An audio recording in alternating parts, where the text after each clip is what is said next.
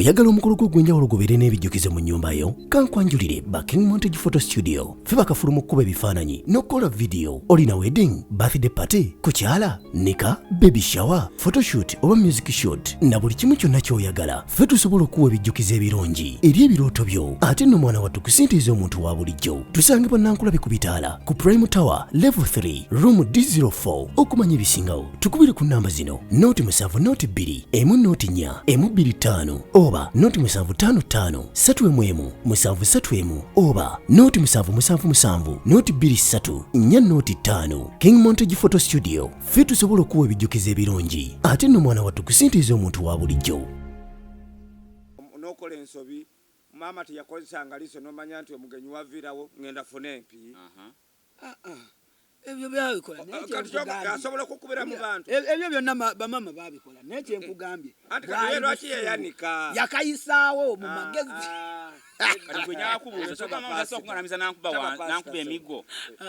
wabera waba tasoka kungalamiza mu bantu. Anyway pastor wange mwagala naye ekyo kyeyakola kyali kibi ekikulu kuta ekyo kikiriza naye nga ye mwagala omwagala osabirayo olingobezi olabira ku video mulabira ku ntame mulabira ku kinga gwe ng'omuntu mulira na ku radio ye bugingo mumanyi sijja kulimba ndi follower we nnyonyo sijja kulimba kuba n'enjiri yenjibula n'ogibulya sigamba nti nze okuba nti bugingo size nti amwagene simu sigamba nti namukyayira dobulamu bwange kuba enjiri naye nyumiro segera njiwuliriza erina message empe byama segera naye ebintu ebikolwa bye sawa zino byanvaamu kati omuntu we naye nango badde n'omuntu nga bumwesiga mulamu bwo segera nga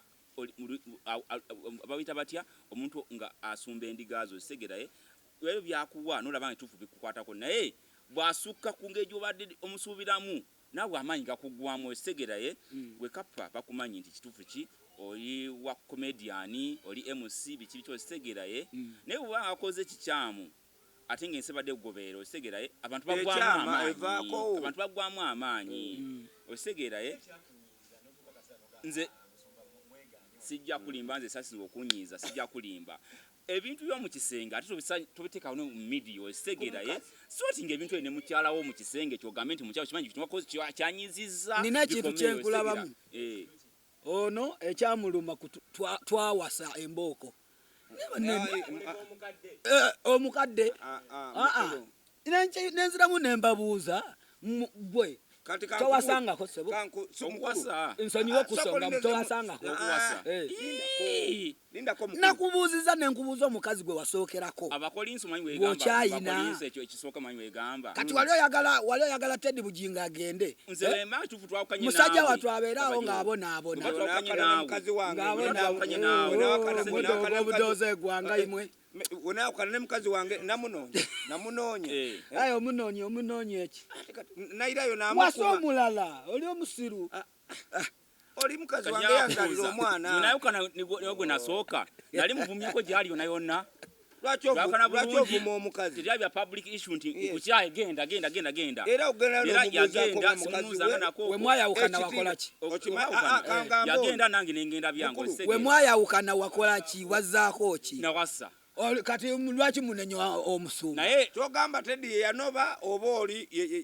yeyamukyawa yeyanoba Teddy tebakulimbanga lwaki kati anuuza ate properties ate endala ku Bugingo singa yanova mwenyini nga yanova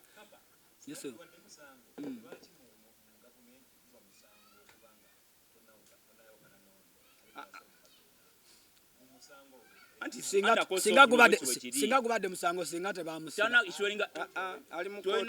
waba mukulu tanafuna omanyi lwaki ali certificate of divorce anagifuna tanafuna omukazi yagigaana ayagala kati agenda abibbe yabiyuze ate era Teddy agenda twala buli kimu lwaki nti yamuteekako empeta ne basayininga certificate ya marriage ey'obufumbo kati bawukanye balina terminating that divorce certificate osegera naye gwe kati wembangwa ngoli kitebeza kati oli mukyala wange sikwagala lwaki tondeka osegera lwaki tondeka kitegeeza nti oba okyanjaga osegera ate nze sikwagala naye ate Bible gamba nti tubeere ng'abooluganda osegera wemba nkwasizza tebeeza nti oli mukyala tulina okuwasa omuntu akwagala naye kati nze sikwagala lwaki oneesibako osegera ani atayagala munne Bugingo Susan oli muyaye Susan Makula obubbi bwe bususse kuba kati ne Bujingo tayagala Bujingo ye kyayagala naye ayanoonya bugagga tamwagalangako kuba already yagagga waladda ye yali akozesa ne Bujingo ate anoonya bugagga bwaki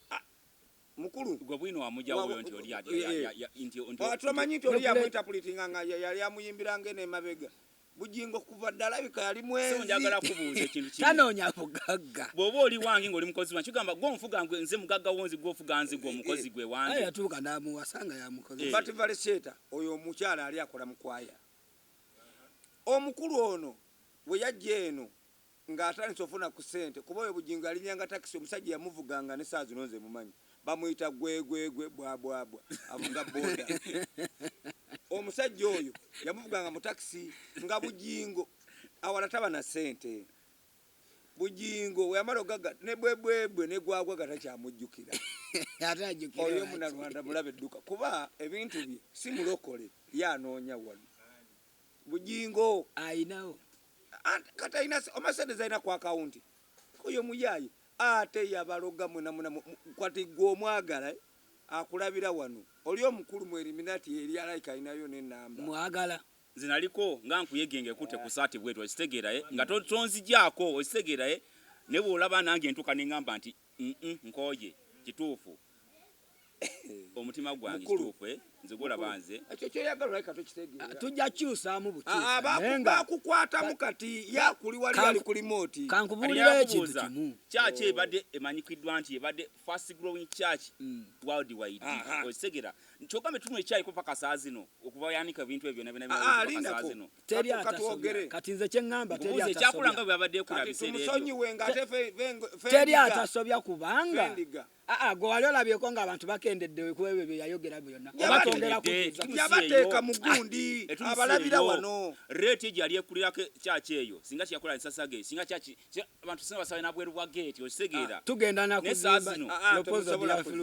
temusobola kuzimba omukulu sente yazitwala zize gapasi amanya kati nga bwolaba kati kankuweka example nansonyiwa okugendako eri mukulu moderator nti nga bwolaba Kakande akugamba mbu Kakande Ministries kati goyinza okera ku macha n'ogamba onateeka wabawuwe Kakande Ministries tedi Church of Uganda nze sina bwino ku nsonga naye ekintu kimu kyemmanyi pastor agamba ettaka lyandiga okitegeera naye ekyapa kikye mbu ekyapa kikye goba wandigambye otya ng'oyinewo omusumba singa gwe era nange bamubbi era ku bwavu bwe ndiko oyo nange mumanya Kakande ani Bujingo nange nandibadde era mwagala nnyo mugezi si mugezi wabula mubbi ati nono yajjamu agenda kuzaala ono mubbi mama byampaka nti no mulaba oluvutamangu tebannaba bakyesootinga besootinga ki omukazi omutuufu nze mukazi wange namwagalira yalina obuyiso bwe yantegeera nti ndi musajja munene ebiseera nga alina mukajja yajjiramu akayiso nanzaalira kati Makula ano alinda ki okuva ku Bate Valeri nga beerya manya nga beegira natafuna lubuto anoonya sente oyo naye mubbi alinga Teddy ate Teddy naye mubbi ebintu byakalona bibuzaabuza okitegeeraye kati saakasogo bazanyaye kati tumutegeera okitegeeraye obikuliddwako okitegeeraye olina okuba n'okubikulirwa otegeere ekiki ekigenda mu maaso okitegeeraye naye kati ge batuzannya naffe tetumanyiiko okitegeeraye naye oba ofunye okubukulirwaye kuba nze kikyakulimbaye nze kati am a believer okitegeeraye am a believer sijja gamba nti but am a believer. I'm not a born again, but I'm a believer. Mundi mukkiriza sijja gamba nti am a born again wakati nalaba nti am a born again naye n'omuntu yabadde kuba nti am a born again yanyi wakati okitegeeraye nankyane ne gundi eda tejja kati lindako waba yakunyiwa tokyasaba okusaba nsabira ddala naddamu kyakyanyi nazaalibwamu ndi wa Church of Uganda ginaddamu kati osegeera ndako mbuuza ono mukulu mu makaago sigwoba heedi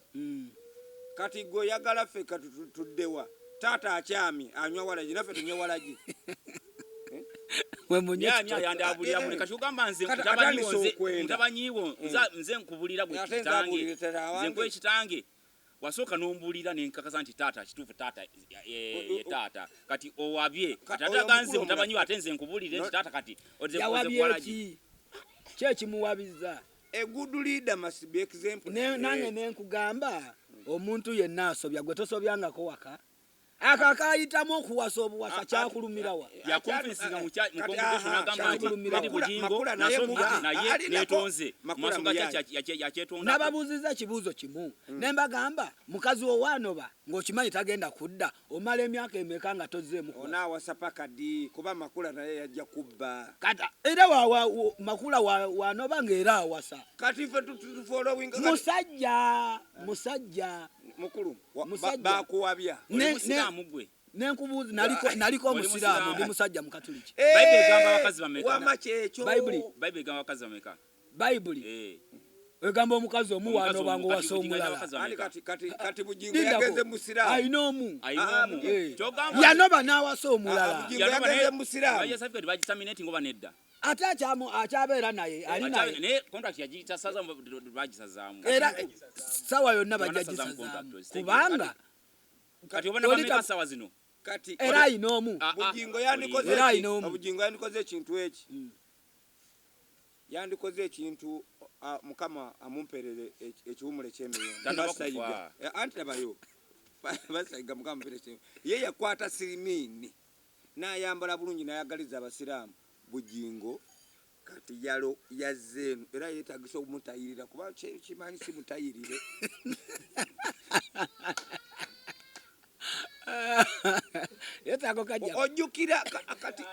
ojjukira kativi ke twaliko nga pasayiga ayagaliza abantu obusiraamu bulungi gundi nayambala ebyabasiraamu gundi ono omugenzi naye mugenzi ani ono yali ayogera ennyo oyo bamwitandi ali ngaseeka ono omugenzi waliyo oyo omugenzi kati oyo omukulu nekye yandikoze kuba kati yazze eno takyafolowinga amateeka ga Katonda yazze mu busiraamu teri musiraamu agenda kuyingira ggulu lwaki teri musiraamu agenda kuyingira omusiraamu akusalako omutwe n'agamba nti ntuuse owa Katonda bikwatagana kati owasa otya abakazi ababiri nze mwenna ekibaluma omukazi omulala si kyamaanyi kati namwe mugende muwase kati oba pasita ate pasita akole ki yayawukanye ne mukazi we n'agenda agende mu busiraamu naye muntu alemwagala agende ng'ayenda agende mu busiraamu yabalaga omukazi n'agamba ono gwe ngendo mmalirako ennaku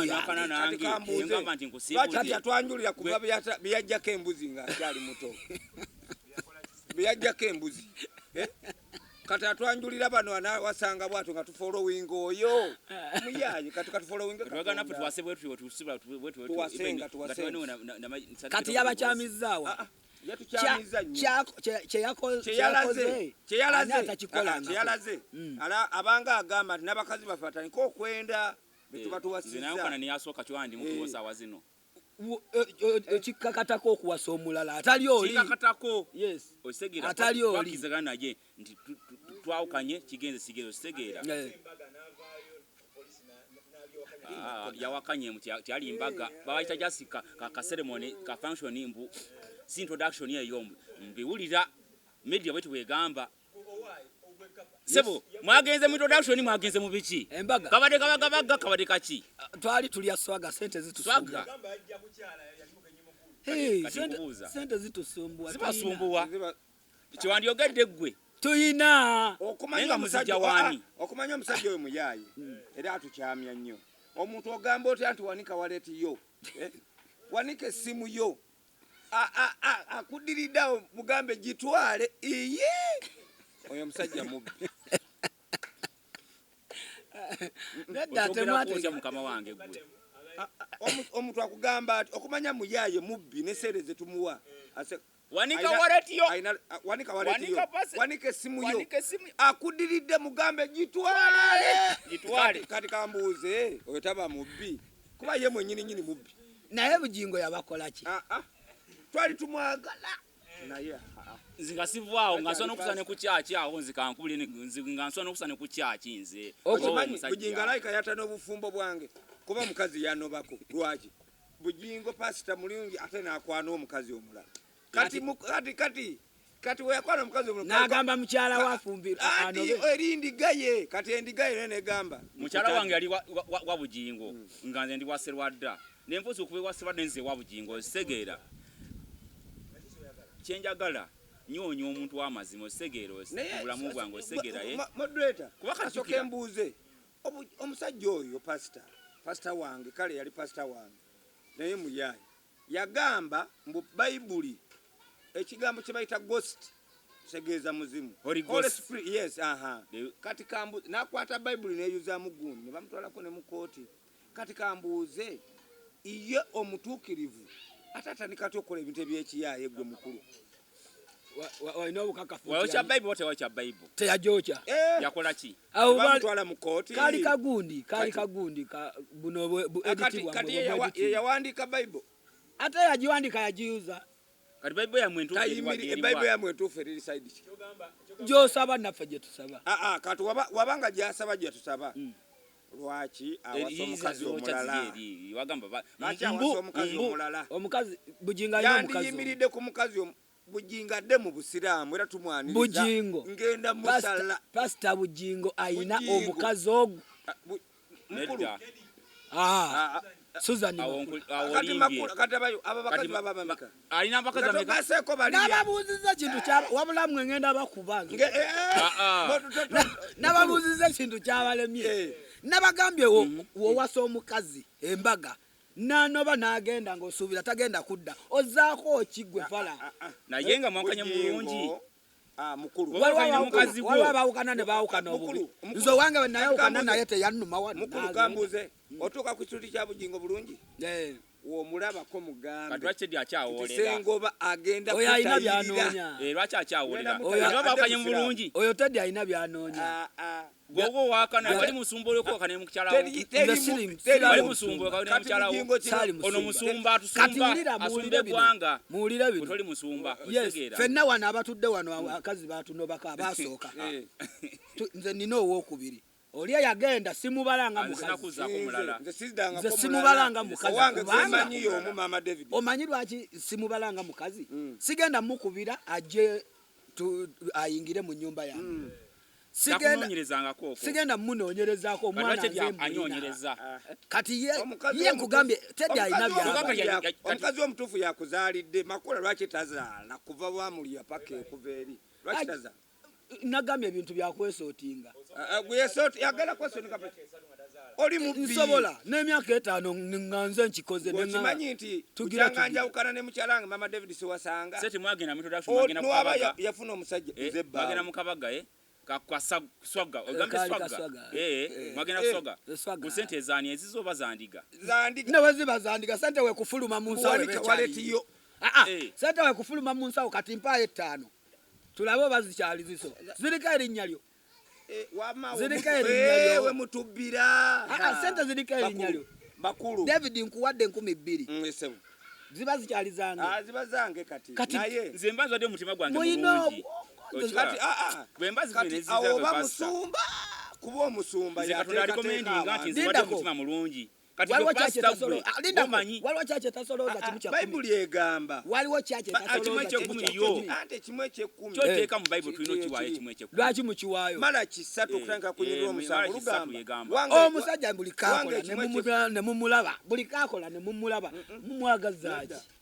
tumugoberera tugenda genda abapasita abalala kati ze nga ngenda kudda wakakande kati kikulumira okola kyakoze yesobo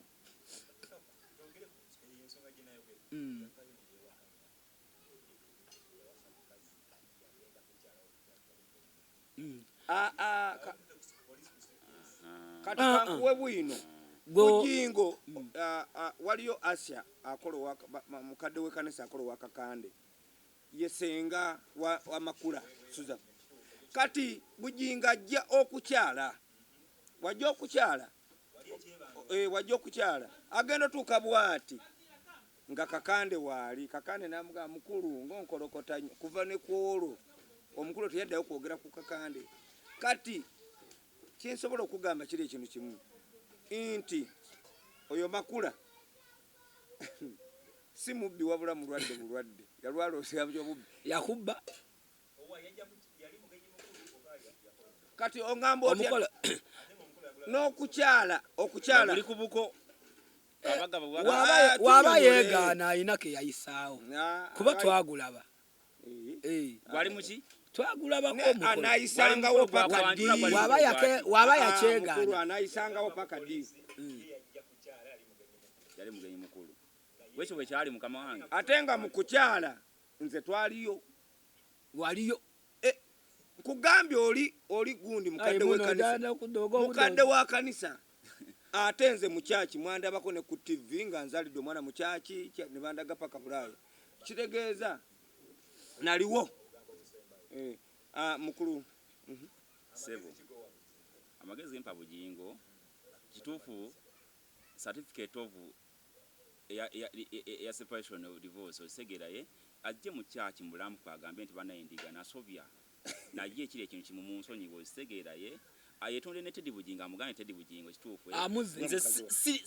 si kyakwagala naye ate lwaki tokkiriza osayinga certificate of divorce nze ngene maaso n'omukyala wange nafuna osegeraye nze amagezi gempa Bujingo bambi ajje alokoke waba tasobola kulokoka ngenda mutayirira nze amagezi gempa pastor wange atongere ku njiri tukikube bebamanyi ebyenjiri banamuwonga nze ebyenjiri Bujingo sinakuntana ku njiri ya Bujingo nange njikirizamu osegeraye niye ekizibu kyange ne pastor oli omwami omulaba yakukwata nakuteeka mu eliminati oli awe niwe boogera ki tusategeera tugenda buulira njiri Bujingo yeetagisa kulokoka Bujingo si mulokole oyagala omukolo gw'ogwenjawulo gubeere n'ebijjukize mu nnyumba yo kankwanjulire Backing Montage Photo Studio fe bakafuluma okukuba ebifaananyi n'okukola vidiyo olina wedding birthday party kukyala nika baby shower photoshoot oba music shoot na buli kimu kyonna ky'oyagala fe tusobola okuwa ebijjukize ebirungi eri ebirooto byo ate nno mwana wattu kusintiiza omuntu wa bulijjo tusangibwa Nankulabe ku bitaala ku Prime Tower level 3 room D04 okumanya ebisingawo tukubire ku nnamba zino noti 7 noti 2 emu noti 4 emu 25 oba noti 755 3 731 oba noti 777 noti 23 4 noti 5 King Montage Photo Studio fe tusobola okuwa ebijjukize ebirungi ate nno mwana wattu kusintiiza omuntu wa bulijjo